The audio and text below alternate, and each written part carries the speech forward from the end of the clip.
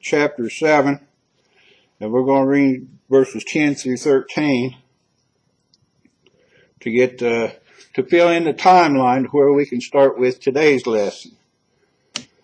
Isaiah chapter 7, beginning with verse 10, Moreover, the Lord spake again unto Ahaz, saying, Ask thee a sign of the Lord thy God, ask it either in the depth or in the height above. Ahaz said, I will not ask, neither will I tempt the Lord. And he said, Hear ye now, O house of David. Is it a small thing for you to weary men, but will you weary my God also?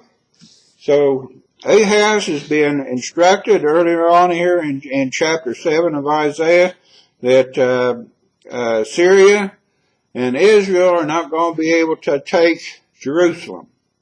You know, they won a great victory as far as Judah was concerned. They took away a lot of people, etc., etc.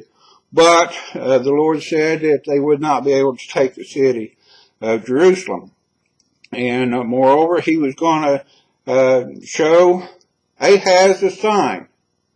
All he had to do was ask, and he wouldn't even do that. His confidence was in something else, and we're going to turn to 2 Chronicles 28, beginning with verse 16.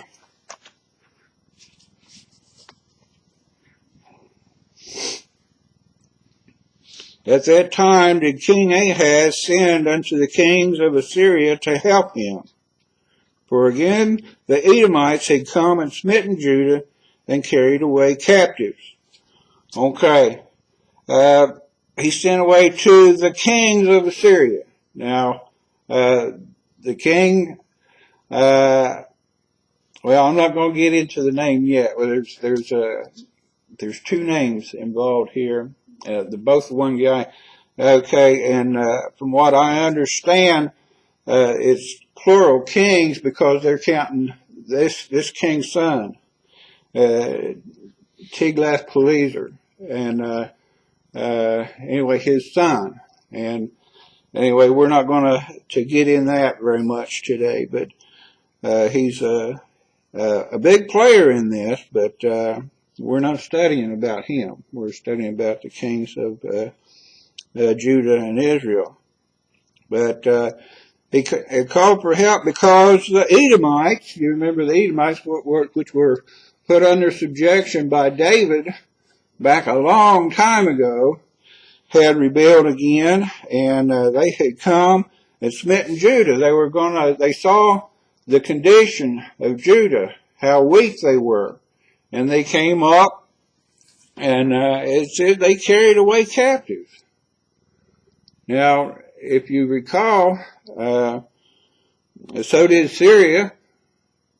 Now the Bible doesn't say that Syria brought theirs back, but Israel took away captives.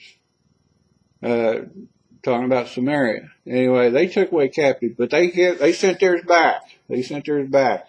And here it says that the Edomites came and they carried away captives. So the people are being carried away a little at a time here. Now, it's after a while that gets to be a pretty large number. I don't know how many, it doesn't say here, it just says they took away captives. But that's not all. In verse 18, the Philistines also had invaded the cities of the low country or down south, and out of the south of Judah, and had taken Bethshemesh, and Ajalon, and Gederoth, and Shocho, and the villages thereof, and Timnah, and the villages thereof, and Gibzo, also and the villages thereof, and they dwelt there. So the Philistines came up, and they took the land, and they kept it. They didn't go back and take captives with them. They kept them there. And they said, we're going to take this. This is our place now.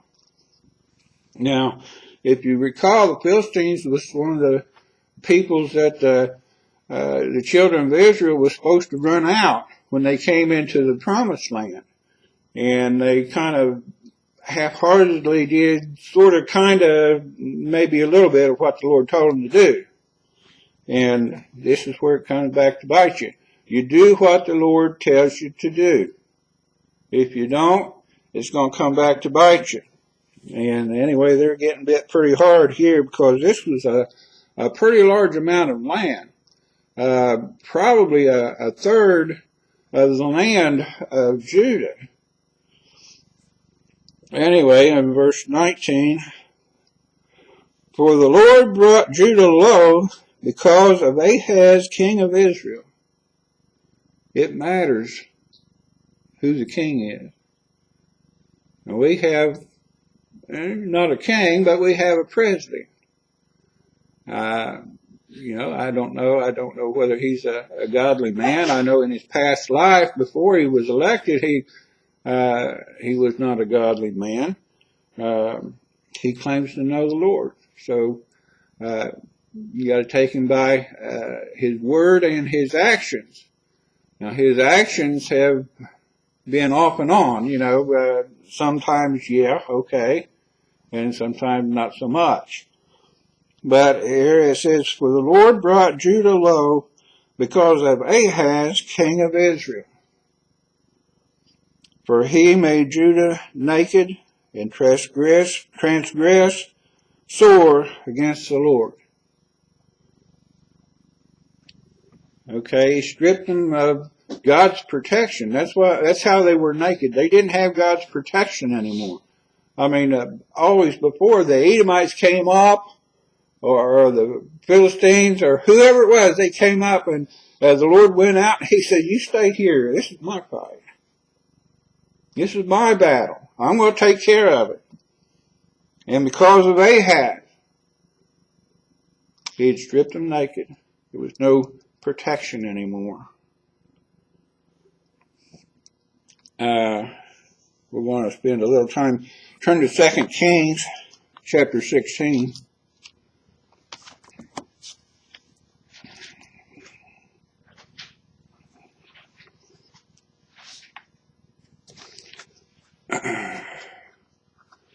And we're going to read verses 7 through 10.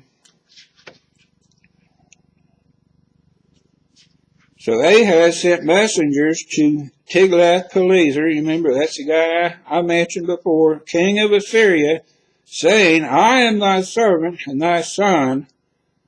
Come up and save me out of the hand of the king of Syria and out of the hand of the king of Israel, which rise up against me. Now they had already done this. This had already happened. And this is at the same time thereabout that Isaiah was talking about, where we just read in Isaiah. And he's trying to make a deal here. So what does he do? He says, I am your servant and thy son. I'm going to be your servant. I'm going to do whatever you want me to do. I'm going to be under subjection to you. As if he wasn't bad enough for his own self, he was going to be under subjection to somebody that, in all likelihood, was even worse than him, as far as the Lord is concerned. Come and save me out of the hand of the king of Syria and out of the hand of the king of Israel. Now, the Lord had already told him, if you remember earlier on in chapter 7, that they weren't going to be able to take the city. They weren't going to be able to take Jerusalem. But he didn't trust in the Lord. When you trust your own hand, after a while, that's all you trust. And without God being in it, it won't stand. And God said it wouldn't stand. That they wouldn't be able to take the city. Anyway, in verse 8, and Ahaz took the silver and the gold that was found in the house of the Lord, and then the treasures of the king's house, and sent it for a present to the king of Israel. Now, I don't believe it was a present at all. I think this was tribute. I think he was going to make Judah a subject to Assyria, to the king of Assyria. And he was paying tribute before it was even asked. And where did he get it? From the house of the Lord and from the king's house. Now, I don't know, very likely, from what I understand, the things in the king's house were not direct possessions of the king, as if they were passed on as the new king came up. He took over the palace, so to speak, and the things in the palace became his while he was there. Anyway, he took the things from the house of the Lord, which is more important. I don't care, if he cleaned out the king's house, that's not important. But he cleaned out, no, he didn't clean out, but he did a lot of damage to the temple. Anyway, and he sent it for a present to the king of Assyria. And the king of Assyria hearkened unto him, or he paid attention, for the king of Assyria went up against Damascus, and took it, and carried the people of it captive to Kir, and slew Rezin. Now, you might think, well, yeah, that worked.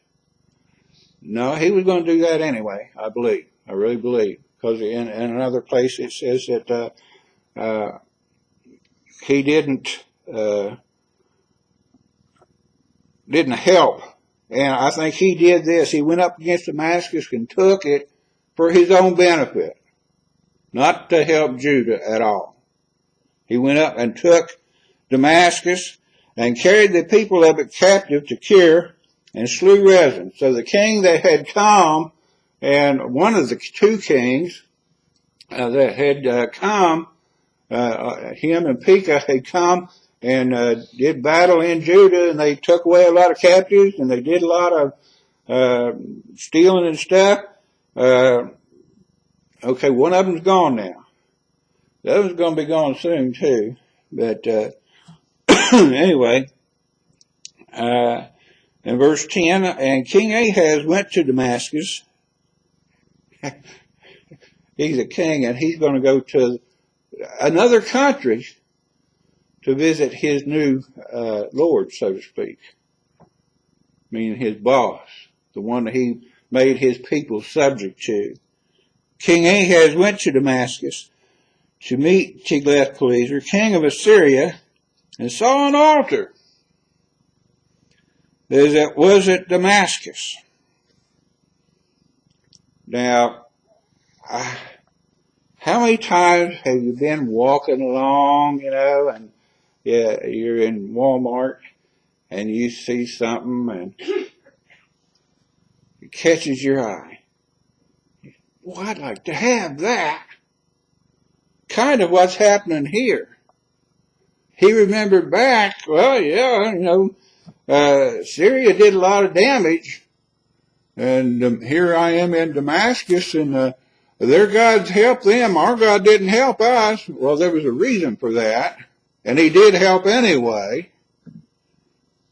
Anyway, he saw an altar that was at Damascus, and King Ahaz sent to Urijah the priest the fashion of the altar and the pattern of it, according to all the workmanship thereof. He drew up plans and sent it to this priest.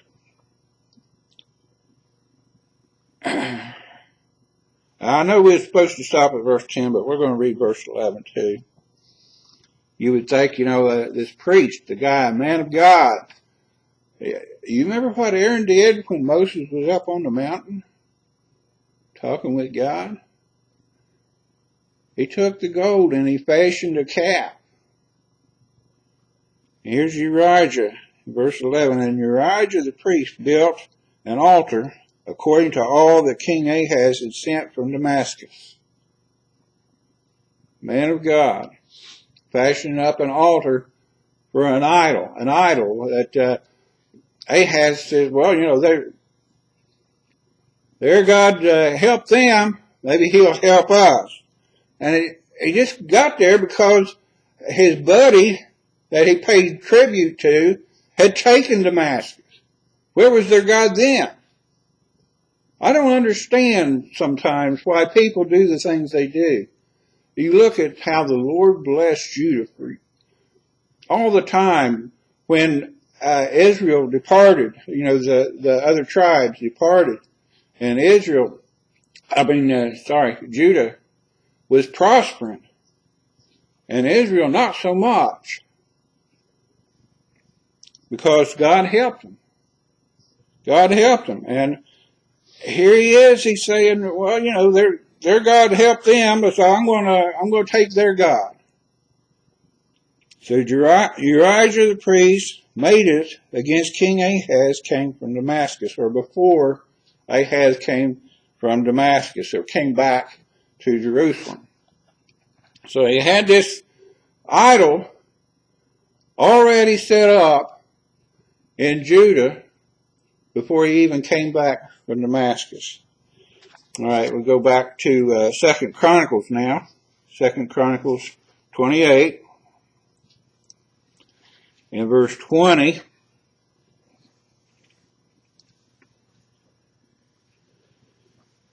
now I want you to notice this guy's name is a little different than it is in 2 Kings.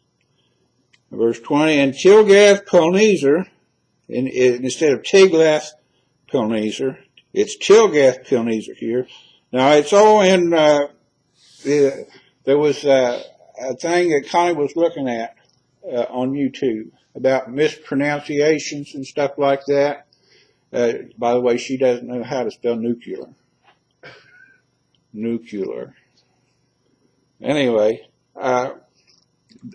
this is just different spelling. It's the same guy. And it was just written different.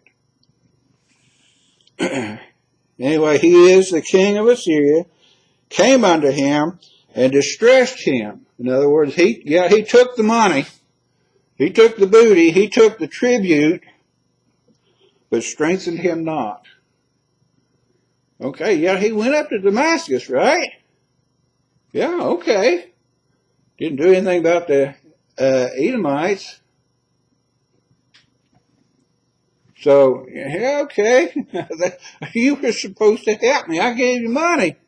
Yeah, you can handle it. He strengthened him not. Verse 21, for Ahaz took away a portion out of the house of the Lord, and out of the house of the king, and out of the princes, and gave it unto the king of Assyria, but he helped him not. Again, he went to Damascus. I mean, that was already over. Syria had already went home. So, Tiglath-Pileser, or Tilgath-Pileser, sorry about that. I keep leaving the N off there for some reason. It's Connie's fault. But anyway, he went up there, and in the south, that's your problem. Helped him not. Verse 22, and in the time of his distress did he trespass yet more against the Lord. This is that King Ahaz. They don't want you to, the Bible here is pointing out that this is that Ahaz. This is the one we're talking about. He was a sorry individual, and yet here he was, King of Judah.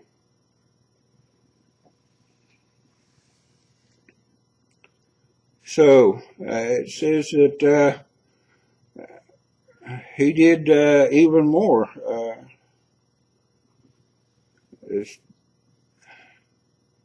In verse 22, in the time of his distress did he trespass yet more against the Lord.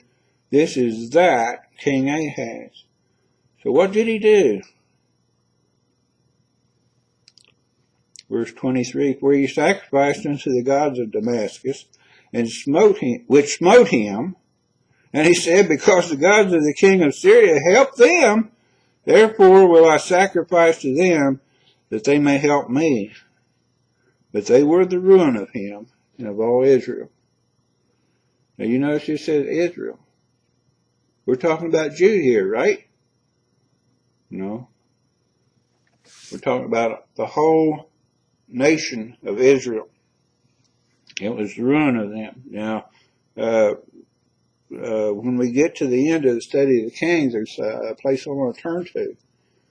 And the Lord tells them, it doesn't matter if they're assembled. It doesn't matter if they're in the land that he gave them. It doesn't matter wherever they're at. There's still going to be a nation of Israel.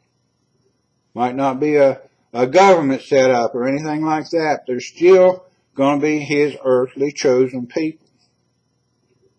And you wonder, how can the Lord love somebody who has treated him so bad? It's not so hard to understand when you look at your own life. I know I look at my life and I say, wow, he must have really loved me. Look at all he did for me.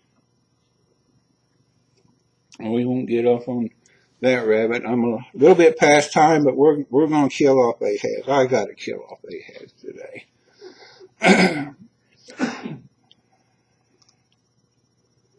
In verse 24, and Ahaz gathered together the vessels of the house of God, and cut in pieces the vessels of the house of God, and shut up the doors of the house of the Lord. And he made him altars in every corner in Jerusalem, and in every several city of Judah he made high places to burn incense unto other gods, and provoked to anger the Lord God of his fathers. Turn back to 2 Kings. Chapter 16, and I'm mostly just going to read verses 11 through 20. We're going to read verse 11 again. This is going over again the more things that he did contrary to the Lord. And Uriah the priest built an altar according to all that King Ahaz had sent from Damascus. So Uriah the priest made it against King Ahaz, came from Damascus. In other words, before he got back, it was already built. Verse 12, and when the king was come from Damascus, the king saw the altar, and the king approached to the altar and offered thereon. In his home country, he came up to an altar to a worthless idol and offered. He had the King of Kings and Lord of Lords, the God of heaven, and he worships an idol. Verse 13, and he burnt his burnt offering and his meat offering, and poured his drink offering, and sprinkled the blood of his peace offerings upon the altar. Kind of a pseudo-God thing. You know, all these offerings, yeah, they're scriptural, but they're to be offered to God, not this idol. Verse 14, and he brought also the brazen altar, which was before the Lord, from the forefront of the house, from between the altar and the house of the Lord, and put it on the north side of the altar. He starts taking things out of the temple, and he's going to be serving this thing from Damascus. And the King Ahaz, in verse 15, and King Ahaz commanded Uriah the priest, saying, upon the great altar burn the morning burnt offering, and the evening meat offering, and the king's burnt sacrifice, and his meat offering, with the burnt offering of all the people of the land, and their meat offering, and their drink offerings, and sprinkle it all, the blood of the burnt offering, and all the blood of the sacrifice, and the brazen altar shall be for me to inquire by. In other words, I'm going to use this as like a familiar spirit. The Bible talks about familiar spirit. You know, you go there and instead of going to a prophet of God to find out what he should do about anything like that, he's going to go to an altar, an idol. And I'm going to inquire by that. Verse 16, thus did Uriah the priest. He went along with him, according to all that King Ahaz commanded.